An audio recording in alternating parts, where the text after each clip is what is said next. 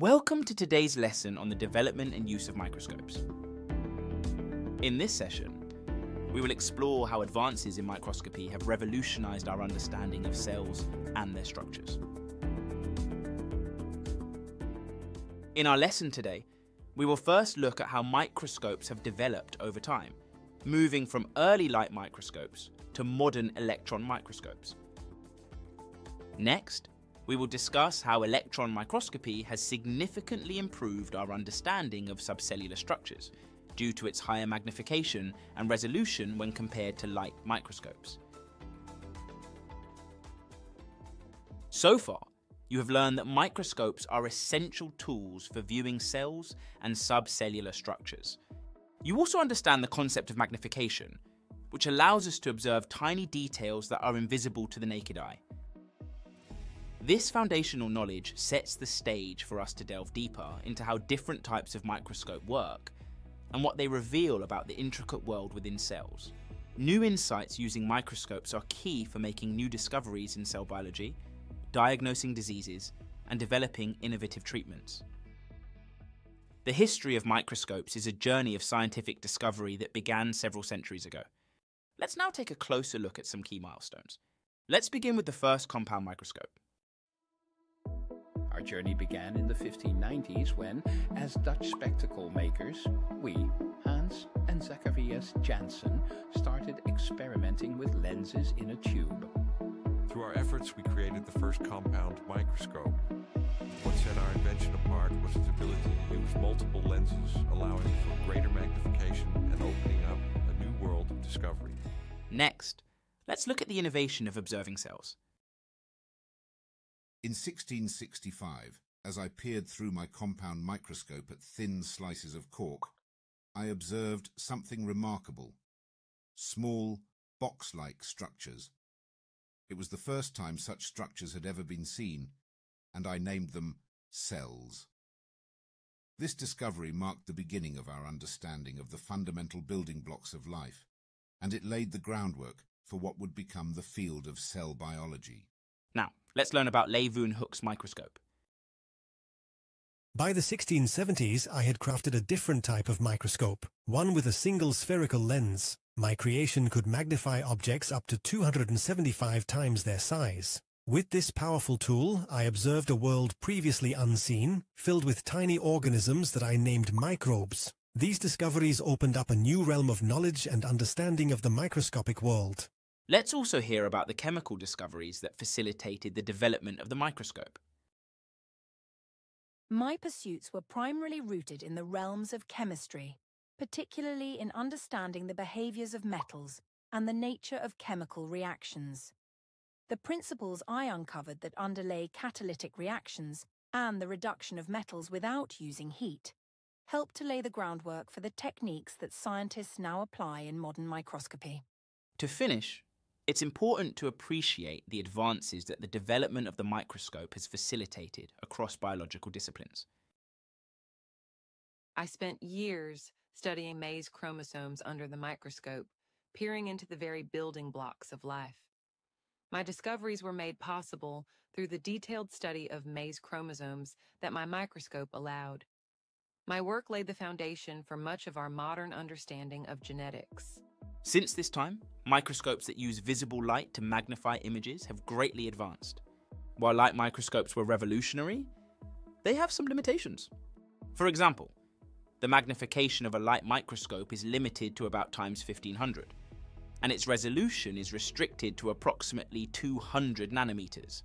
Resolution is defined as the ability to observe 2 points separately, rather than seeing them as merged into one. This limitation means that not all of the details within a cell can be clearly observed with a light microscope. Another limitation of light microscopes is that they use visible light to illuminate specimens. However, the wavelength of visible light limits the resolution of a light microscope. This means that very small structures inside cells cannot be seen clearly using light microscopy. In the 1930s, scientists developed a new type of microscope. This microscope could overcome the limitations of light microscopes. It was called the electron microscope. Electron microscopes use beams of electrons instead of light rays. Since electrons have much shorter wavelengths than visible light, electron microscopes have a much higher resolution. There are two main types of electron microscope, each serving different purposes. The first are known as scanning electron microscopes, or SEMs. SEMs are used to examine the surfaces of specimens. They have a large field of view and can provide detailed images of the surface structure. SEMs are especially useful for observing the texture and three-dimensional shape of a specimen. The second type of electron microscope is called the transmission electron microscope, or TEM. TEMs are designed to examine thin slices or sections of cells or tissues. They allow for extremely high magnification and resolution, up to around times 1 million magnification and around 1 nanometer resolution. TEMs can reveal the detailed internal structures of cells, such as organelles, for example. Electron microscopes use beams of electrons instead of light rays.